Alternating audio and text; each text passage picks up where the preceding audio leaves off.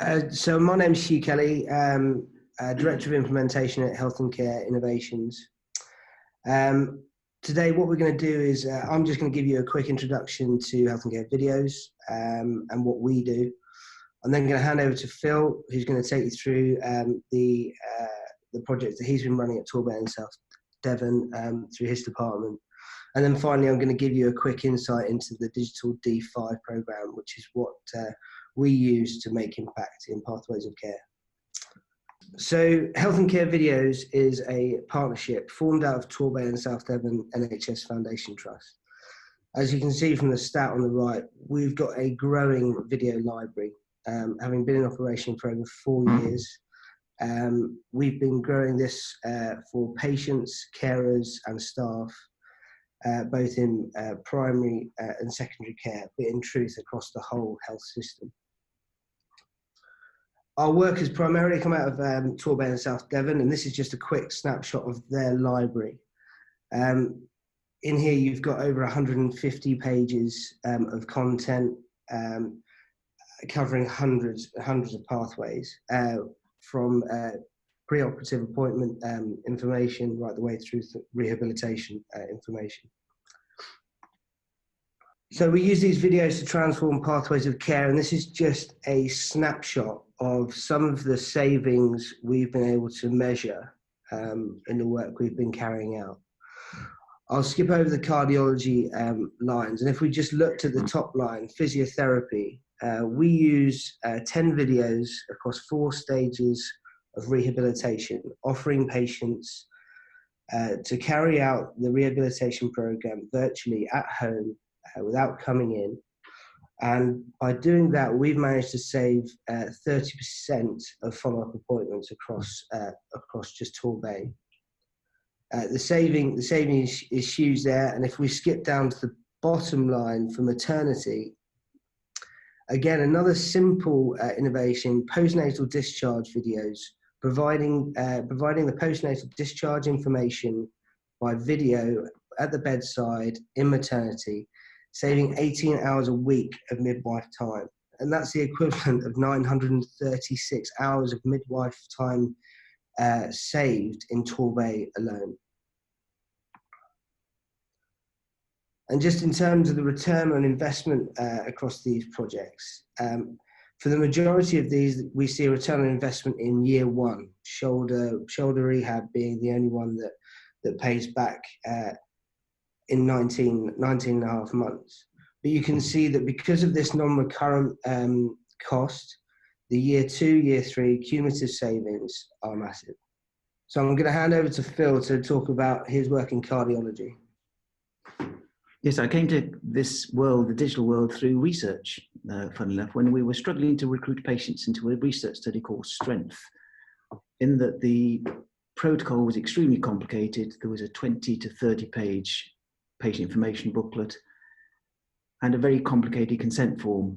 And we précised that into 2 short videos, one of which was what is research and the benefit to you and the community, and the second one was specific to that trial. And with that, it was really well received. Patients loved it, staff loved it, because it made the consenting very simple. And from that, the effect was we were able to recruit much more effectively into these studies.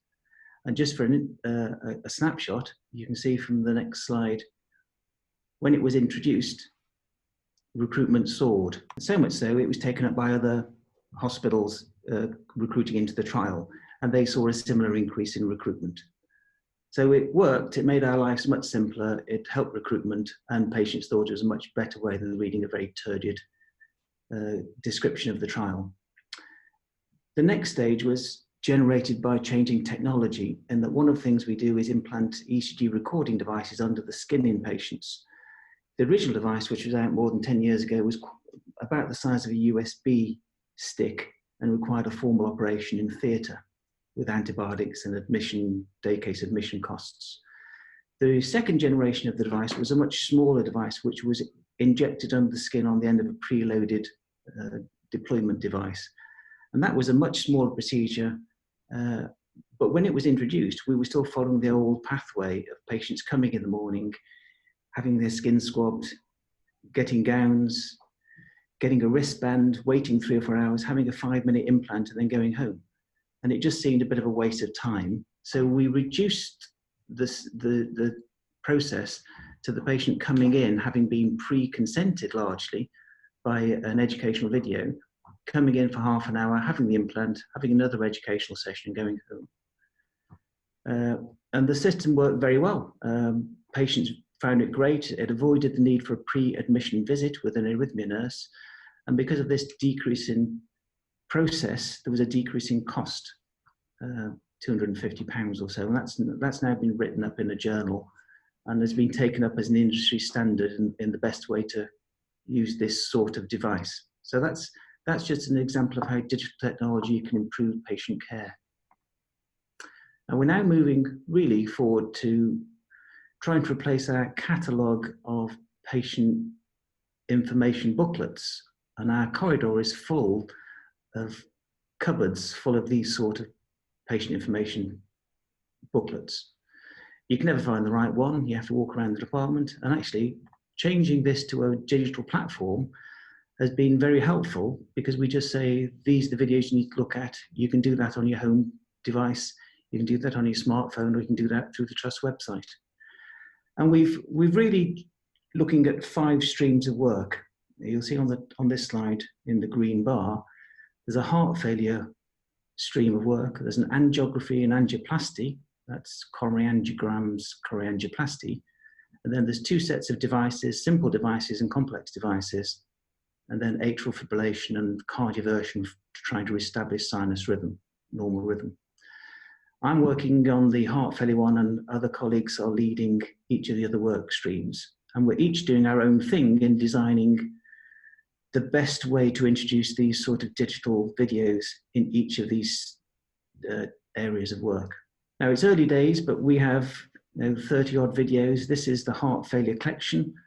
And with a heart failure patient, you can go through it with them. You can identify it and personalize the bits that apply to that particular patient. So it might be they have heart failure, need to understand about their self-monitoring. It might be they need a specific complex pacing device, which are the bottom 2 videos, and that's relevant to them. And this would work very well in a cardiology app type environment where you can personalize it, and you can say to a patient, these are the bits that you need to look at. And we're trying to do that using cards we hand out at the outpatient environment, which allows them to access a personalized group of videos for that patient. So it's early days. I've shown you the changes in cost savings and time savings with the Link implant device, which is done away with pre-assessment. We've just started to run these videos in a group session for angiography patients. So traditionally, each patient has come in before their procedure to have a face-to-face meeting with a cath lab nurse for about 40 minutes to go through the same information, 2-way crossing of information, question and answer session. And that's enormously time consuming for all our cath lab nurses. And if you do that in a group session with 20 odd patients sitting in a lecture theatre environment with QAs, you can start to see how that might save enormous amounts of time and effort. So it's early days yet, but this is the sort of direction of travel, in that you have a personalised app for patients. The most important bit is not just the information provided, it's probably the ability to have 2-way flow of information. So if someone's coming for an angiogram, you can have pre-designed information gathering sessions where you can say, have your medication changes since we last met? And it can use that system to remind the patient that on the day of the procedure, they should stop taking food, they should stop taking their anticoagulants 3 days before, and you can have this 2-way flow of information specific to that patient procedure. So it's early days, but we're moving fairly on in a system which can be used in our specialty, other specialties, and other healthcare environments. Yeah, as Phil was saying there, all these innovations are built to be able to be used elsewhere, in other trusts, in other hospitals across the country. They're built generically with tailored custom content wrapped around for the local need. So I'm just going to quickly take you through the digital D5 program, which is one that we've built in-house to take us through these projects in part and making impact in pathways of care. So the 5 Ds, diagnosis, design, development, delivery, and drive. So the diagnosis is really about understanding your problems, the challenges you face.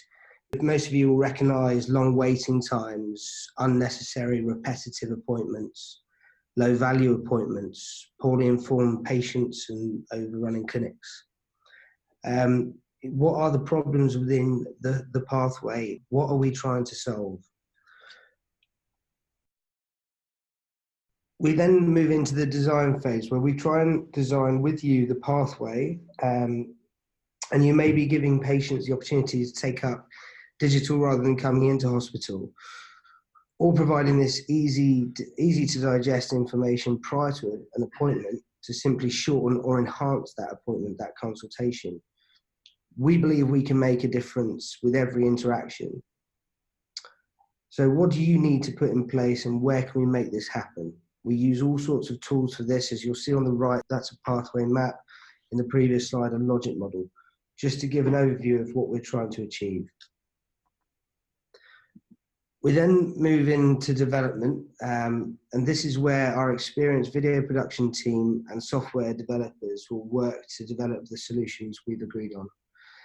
Now we started off as a video production house and we continue to be one, but we've also got a developing arm which allows us to create apps, websites, learning platforms and more. As Phil touched on, we're trying to deliver an app for cardiology to achieve his goals.